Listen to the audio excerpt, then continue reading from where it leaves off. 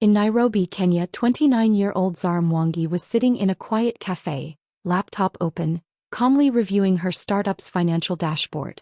It was just another busy day, numbers, emails, and investor updates. Everything looked normal until her phone buzzed. She picked it up without thinking and opened her banking app. But the moment the screen loaded, her heart dropped. Account restricted.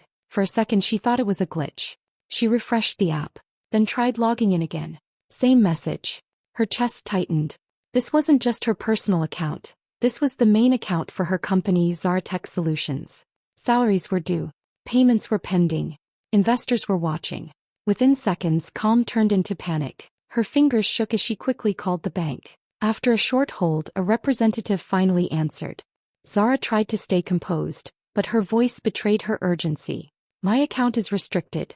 I need to know what's going on right now. There was a pause on the line. Then the response came.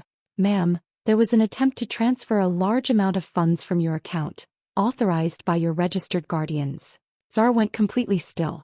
Guardians, she repeated slowly, her mind struggling to catch up. She was 29, independent, running her own company.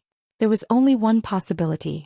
Her parents, Daniel and Ruth Mwangi, the same people who had never believed in her dream, never supported her business, never stood by her side, had somehow found a way back into her financial life. Sitting there in the cafe, surrounded by strangers, Zara felt the world go quiet. This wasn't a mistake. This wasn't random. This was planned. This was betrayal. But as the shock settled, something else rose inside her. Determination. Because what they didn't know was, Zara had not built her company blindly, and she was not about to let anyone take it from her. Zara hadn't always been this strong, confident woman sitting in a Nairobi cafe running her own company. Her journey started in Kisumu, where life was much simpler, but also much harder for someone like her who dreamed big. From a young age, Zara was different. While other kids followed the usual path, she was always curious about technology, ideas, and building something of her own. But instead of encouragement, she was met with constant doubt, especially from her parents. Daniel and Ruth Mwangi believed in stability, not risk. To them, success meant a secure job, a steady income, and staying within limits. Tech business? That's not for people like us, her father would often say. Just find a normal job and settle down, her mother added. Those words stayed with her, but not in the way they expected. Instead of breaking her, they slowly built a fire inside her. When Zara finally made the bold decision to move to Nairobi, it wasn't easy. She had no financial support, no connections, and no safety net. Her parents didn't just disagree with her choice. They completely stepped back. No calls, no encouragement, nothing. She was on her own. In a small rented room with just her laptop and a weak internet connection, Zara started building what would later become Zara Tech Solutions. She spent long nights teaching herself advanced coding, fixing errors, and creating systems from scratch. Some nights she barely slept. Some days she questioned everything. There were moments she almost gave up. When money was low, when deals fell through, when rejection emails kept coming. But she kept going. Slowly things started to change. A small client here. A tiny project there. Then one investor noticed her work. Then another. Her confidence grew with every step forward. She wasn't just surviving anymore. She was building something real. And the most powerful part? He did it all alone. No family backup. No shortcuts. No easy path. Every success Zara achieved had her fingerprints on it. Her hard work, her sleepless nights, her belief in herself when no one else did. Which is why what was happening now hurt even more. Because the same people who once doubted her were suddenly trying to take control of everything she had built from nothing. Zara didn't waste a second. Right after the call, she rushed out of the cafe and headed straight to the bank. Her mind was racing the entire way. Nothing about this felt normal. Nothing made sense, until she sat down with the bank manager and heard the full story. What they told her made her stomach drop. Years ago, when Zara had just turned 18, her parents had helped her open her very first bank account. Back then, it was a joint setup with Daniel and Ruth Mwangi listed as authorized guardians. It was something simple, something she never thought twice about. But in the middle of building her company, growing fast, handling investors, and managing dozens of responsibilities, she had forgotten one small detail. She never removed them. The bank explained that her parents had recently used that old authorization to request access. Not just to check the account, but to move money. A large amount of money. Company money. Zara felt a chill run through her body. They tried to transfer everything, she asked quietly. The manager nodded. A significant portion. It was flagged immediately. Thankfully, the bank's security system picked up unusual activity. The request didn't match Zara's usual behavior. The amount was too large. The destination account was unfamiliar. Within minutes, the system triggered an alert and automatically froze the account before the transfer could go through. If that system hadn't worked, Zara might have lost everything. He sat there trying to process it all. This wasn't just access. This wasn't curiosity. This was a planned move. They knew exactly what they were doing. Her own parents had used an old loophole, something she trusted and forgot, to try and quietly take control of her company's funds. The betrayal hit deeper than before. It wasn't emotional anymore. It was strategic. They didn't ask. They didn't warn her. They didn't even hesitate. They acted. But what they didn't realize was that their move had already triggered something much bigger. The moment the bank froze the account, it also created a digital trail. Logs, alerts, records of every action taken. Proof. And now Zara wasn't just confused or hurt anymore. She was alert. Because this wasn't over. In fact, it was just beginning. Zara didn't go home that day.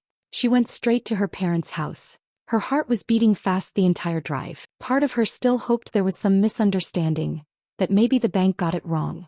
But deep down she already knew the truth. The moment she walked in, the atmosphere felt heavy. Her parents were sitting calmly like nothing had happened. Zara didn't waste time. "Why did you try to access my account?" she asked, her voice shaking but firm. For a second there was silence. Then her father, Daniel Mwangi, leaned back like it was no big deal. "We didn't try," he said. "We had access." Zara blinked in disbelief. "You tried to transfer my company's money," she said, her voice rising. "Without telling me." But instead of denying it, he doubled down. "We raised you," he said coldly. "Everything you have today is because of us. That company, it exists because we sacrificed for you." Those words hit harder than anything. Zara felt like the ground beneath her feet was shifting. This wasn't just about money anymore. This was how they truly saw her. Before she could even respond, her mother, Ruth Mwangi, stepped in. "We were protecting it," she said calmly. "You're young. You don't understand how fast things can fall apart. We were just making sure the money was safe." Safe. Zara almost laughed, but there was pain in it. "By secretly moving it into your own account?" Her mother didn't answer directly. Instead she just looked at her like Zara was the one being unreasonable. That's when it hit her. They didn't feel guilty. They didn't see anything wrong with what they had done. In their minds they weren't stealing. They believed they had a right. Zara stood there, staring at the two people she once trusted more than anyone. The same people who never supported her dreams were now trying to control the success she built without them. Her chest felt tight, but this time it wasn't panic. It was clarity. They didn't see her as independent. They didn't see her as the one who worked day and night to build everything from scratch. To them she was still just their daughter. And everything she had belonged to them. That realization hurt more than the betrayal itself. But at the same time it changed something inside her. Because now Zara understood one thing very clearly. If she didn't stand up for herself right now, they would never stop. As Zara stood there listening to her parents justify everything, something inside her shifted. The anger was still there, but now it was mixed with a quiet confidence. Because what they didn't know was, she had already prepared for situations like this. Building Zara Tech Solutions wasn't just about coding and getting clients. From the moment her business started growing, Zara knew money could attract problems. Especially when big investors got involved. So she had been careful. Very careful. While her parents thought all her company funds were sitting freely in one account, the reality was completely different. Most of that money wasn't even fully accessible. Zara had structured her company with legal agreements, investor protections, and layered approvals. A large portion of the funds was tied to contracts that required multiple authorizations before any major transfer could happen. Not just her approval, but also oversight from financial partners connected to the company. It wasn't something she talked about openly. It was something she quietly put in place to protect everything she had built. So when her parents tried to move that large amount of money, they didn't just trigger a simple bank alert. They triggered a system. The unusual request had already been flagged not only by the bank's security, but also by the internal financial protections linked to her company. Automated alerts had been sent out. Logs had been recorded. External parties connected to the company were already being notified. In simple words, their move didn't stay hidden. It created evidence. Standing there, Zara realized something important. Her parents thought they were in control, but they had actually walked straight into a legal trap without even knowing it. They believed it was just a family matter. But this was business. And in business, actions have consequences. For the first time since this started, Zara didn't feel helpless. She felt prepared. Every sleepless night, every careful decision, every smart move she made while building her company, it was all protecting her right now. Her parents tried to take advantage of an old loophole, but they had no idea that Zara had already built a system where one small move like this could expose everything. Now it wasn't just about stopping them anymore. It was about what would happen next, because the moment those alerts were triggered, things had already started moving beyond her control. Zara didn't wait any longer. The moment she left her parents' house, she pulled out her phone and made one call. Her lawyer. "Kwame, we have a serious problem," she said, trying to stay calm but her voice still heavy. On the other side, Kwame Otieno listened carefully as Zara explained everything. The restricted account, the attempted transfer, the old authorization, and most importantly, who was behind it. There was a brief silence. Then his tone changed completely. "This is not just a misunderstanding," he said firmly. "This is attempted financial fraud." Hearing those words made everything feel even more real. Within hours, Kwame got to work. He requested official reports from the bank, collected transaction logs, and secured all digital records connected to the attempted transfer. Every detail mattered now: timestamps, account access, authorization history. Everything was evidence. Zara watched as things moved faster than she expected. What she thought was just a personal betrayal was now turning into something much bigger. A legal case. Kwame explained it clearly to her. "It doesn't matter if they're your parents. The law sees this as an unauthorized attempt to move company funds. And because it involves business money and investors, it's even more serious." Zara took a deep breath. Part of her still struggled to accept that this had gone this far. Taking legal action against her own parents wasn't something she ever imagined. But what choice did she have? They made their move first. Soon, official notices were prepared. The bank escalated the issue internally. A formal investigation was opened to examine the attempted transaction. Authorities were informed. What started as a blocked transfer was now a documented case under review. And it didn't stop there. Because Zara's company had investor involvement, legal teams connected to those investors also stepped in. They wanted answers. They wanted accountability. The situation was no longer private. It was growing fast. Zara could feel the pressure building from every side.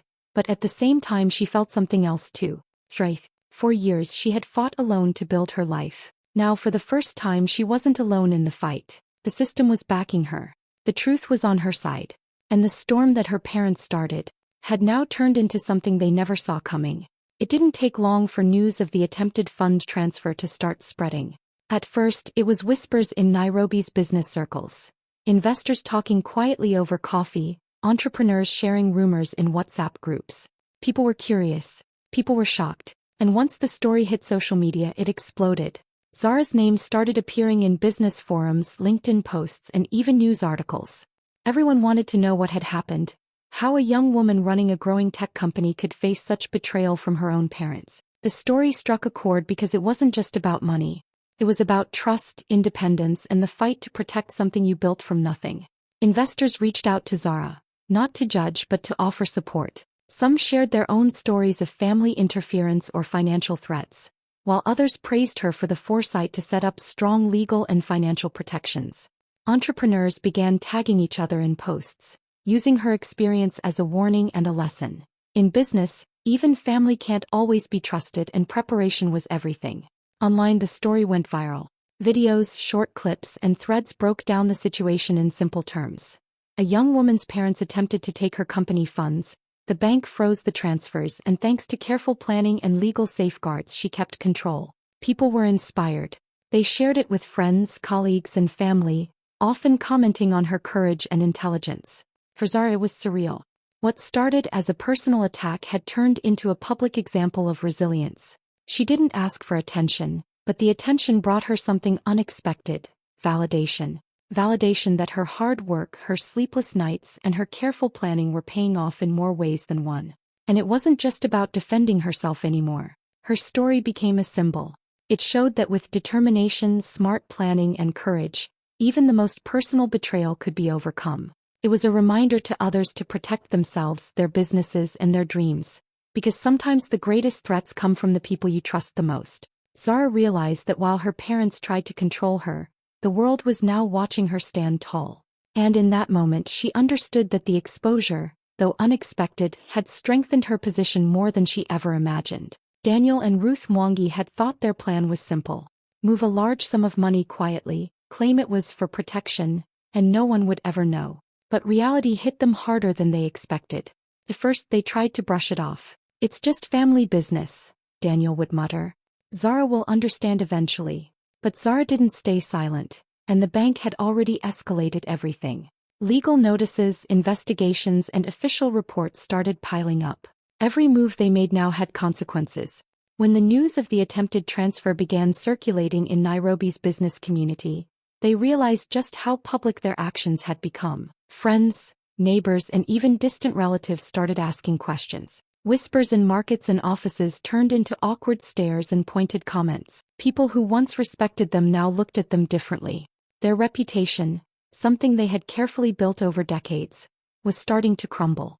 Ruth felt it first. She overheard a conversation in the neighborhood, someone saying, "I heard they tried to take their daughter's company money. Can you believe it?" Her hands trembled as the words sank in. People weren't just shocked, they were judging them. Their community standing, their credibility, and even their influence were under threat. Daniel tried to defend himself to friends, saying they were helping their daughter, but the explanation fell flat. In the eyes of investors, the authorities, and the public, it didn't matter if they were family. Unauthorized attempts to access company funds were serious. What they thought was a harmless move had now turned into a full-blown legal nightmare. As the days went by, the weight of reality grew heavier. Emails from lawyers, calls from authorities, and mentions on social media kept piling up. Their carefully controlled image was shattered.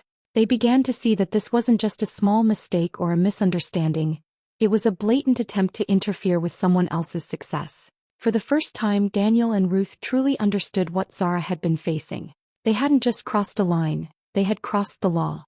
And the people around them, the investors, and even the media were not going to let them forget it. By the end of the week, both parents sat in their living room, silent and uneasy. The truth they had ignored for so long was now impossible to escape.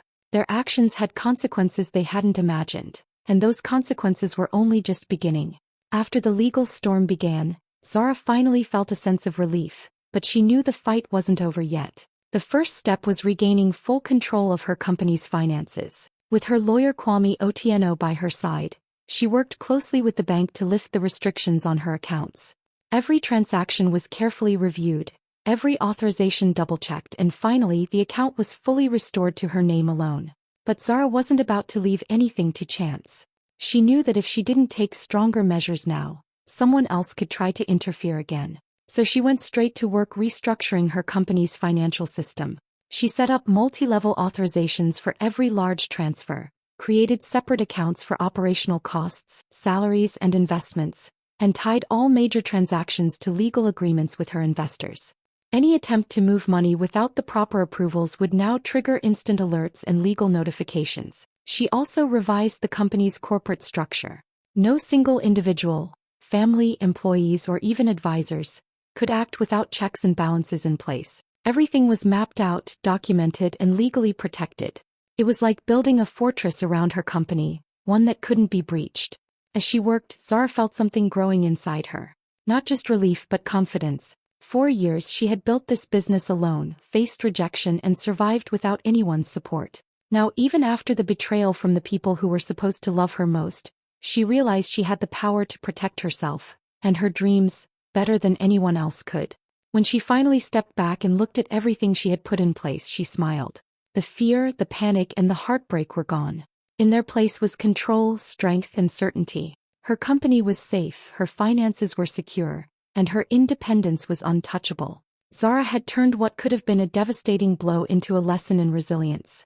Every step she had taken to protect her business now stood as proof that she was unstoppable. The betrayal had tried to break her, but instead, it had made her smarter, stronger, and more prepared than ever before. From that day on, no one, not her parents, not anyone else, would ever have the power to threaten what she had built. Zara was in full control, and this time nothing could take it away. Standing in her sleek office high above Nairobi, Zara looked out over the bustling city below. The skyline shimmered in the afternoon sun, but her mind wasn't on the view. It was on everything that had happened: the betrayal, the panic, the legal battles, and the shock of seeing her own parents try to take what she had built with her own hands. For a long time she had felt small in their eyes, doubted, unsupported, and alone. But now she realized something powerful. That same betrayal that had once threatened to break her had actually made her stronger. It had forced her to see clearly, to act decisively, and to protect herself in ways she never imagined she could. Every sleepless night, every tough decision, every moment she had fought for her company had prepared her for this exact moment. Her parents' attempt to control her business had backfired. Not only had it failed, but it had also shown her how unstoppable she really was. Zara smiled to herself, feeling a new kind of confidence. A calm, unshakable strength that came from knowing she could overcome anything, even the people she loved most. This was more than a victory over them. It was a lesson about trust, resilience, and self-reliance. She learned that success isn't just about making money or building a company. It's about protecting your dreams, believing in yourself, and never letting anyone else define your worth. From that day on, Zara promised herself one thing: no one would ever control her success again. Not family, not friends, not circumstances. She had been tested, she had been betrayed, and she had won. And as she turned back to her desk, ready to tackle the next challenge, she knew deep down that this greatest betrayal had become her greatest lesson, and nothing could ever stop her now.